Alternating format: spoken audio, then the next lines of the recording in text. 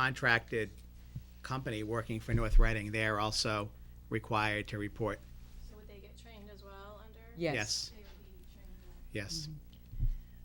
Very good point.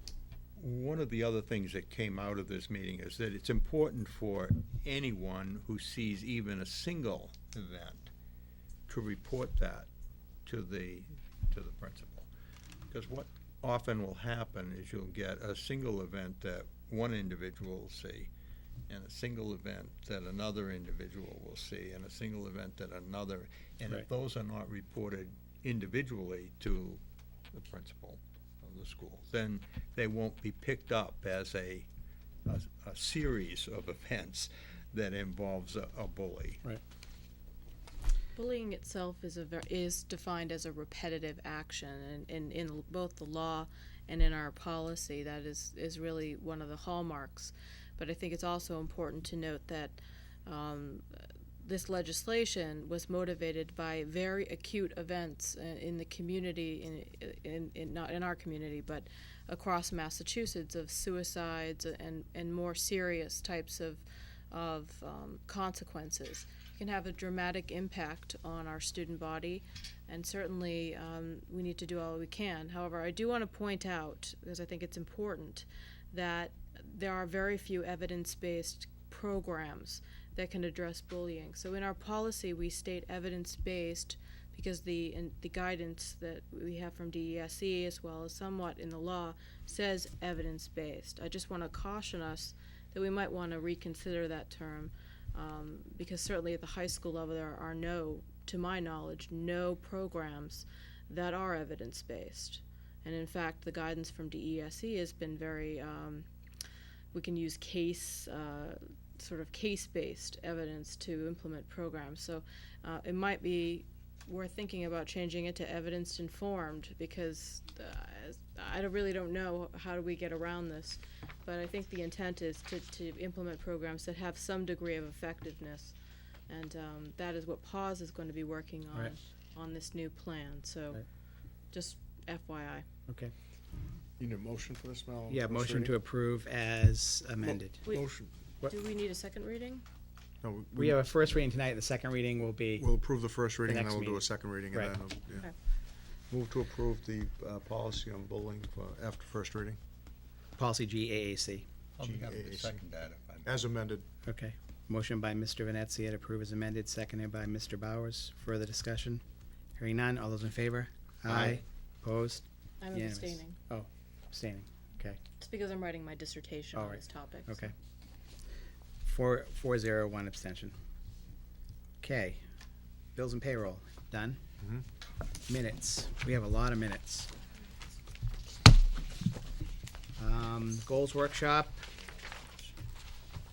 from September 8th. I didn't see any problems with this. I don't know if anybody else did. No, I don't have a motion to accept the September 8th goals workshop meetings. I'll move that. Second. Motion by Mr. Bowers, seconded by Mr. Venezia. Any further discussion? Hearing none. All those in favor? Aye. Opposed? Unanimous. Next, we have open session of the school committee, September 13th. I found one on page 3 under state MCAS results. You forgot Patrick's last name, Mr. Patrick Daly.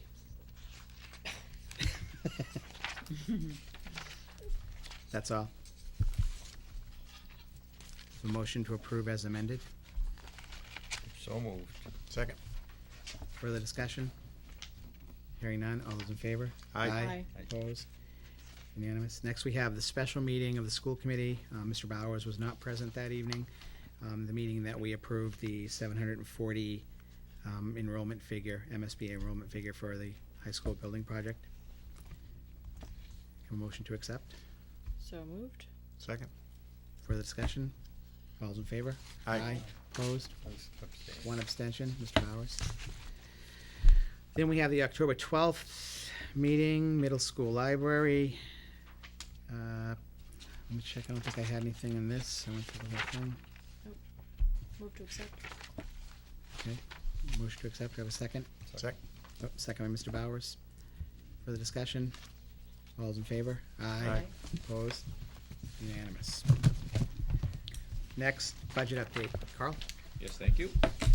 In many ways, no news is good news when it comes to budget reports. We are presenting tonight the October 2010 budget report. There are no significant issues to report. What I've shown here in the cover letter is I've broken down the report into comments about expenses and comments about payroll. And as the committee remembers, the first page of the budget report is expenses, and the second page payroll. We break it out that way. We continue to break out expenses based on the Department of Elementary and Secondary Education functional codes. We don't really know yet what's happening in our utilities and gas and oil, as the heating season is just beginning. The principals are continuing to encumber and order their supplies off of their budgets. The one issue of note that I did mention is that the district owns a 1995 van that, of course, is 15 years old, and it's been nursed along for many years. It used to be a primary students' transportation van. Now it's our backup van, and vans have to be what's called 7D compliant, which means that the registry has says that it passes its muster for the transportation of students. So this van did not pass inspection this year, so we are presently without a backup van. I think it's fair to say we have our eyes out for probably a used van that we'd like to have in our fleet. This van has also incidentally been used in the past for the transportation of athletic teams, the smaller teams, golf team, as well as tennis, and it has also been used to transport food from our primary kitchen at the high school out to the 4 other schools. So we're dealing with that. We have to put that out to bid? No, depends on how you buy it. If you bought it off of Compass, the Commonwealth procurement system, you wouldn't need to because that's already been pre-contracted. Okay. If you bought it privately, you would. Okay. Or from a dealer, you would. Second comments have to do with payroll.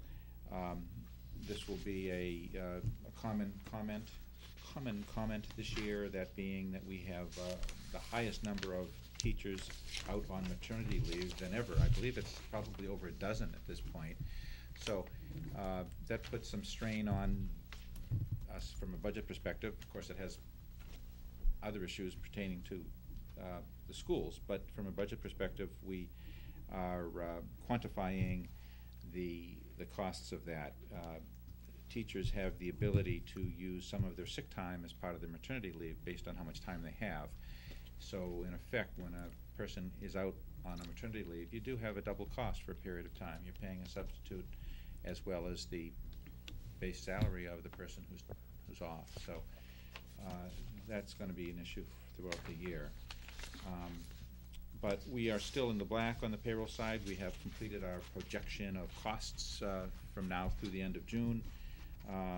We're showing at this point $70,965 of non-committed funds for payroll. That's a good sign. You never know what else is going to happen as the year progresses, so I think we're in comfortable shape. This was a very tight budget. We forget, we sometimes spend so much time talking about our future budgets. We're talking a lot about FY12 and FY13, yet at the same time we're managing an FY11 budget that from the get-go was a tight one too. So there's a lot of energy spent on managing the present budget. The committee may recall we cut professional development, we cut technology this year. So It's a 1.5% increase, I believe, right? Or 1.3% from last year. Right, So right. we're not breaking the bank, that's for sure.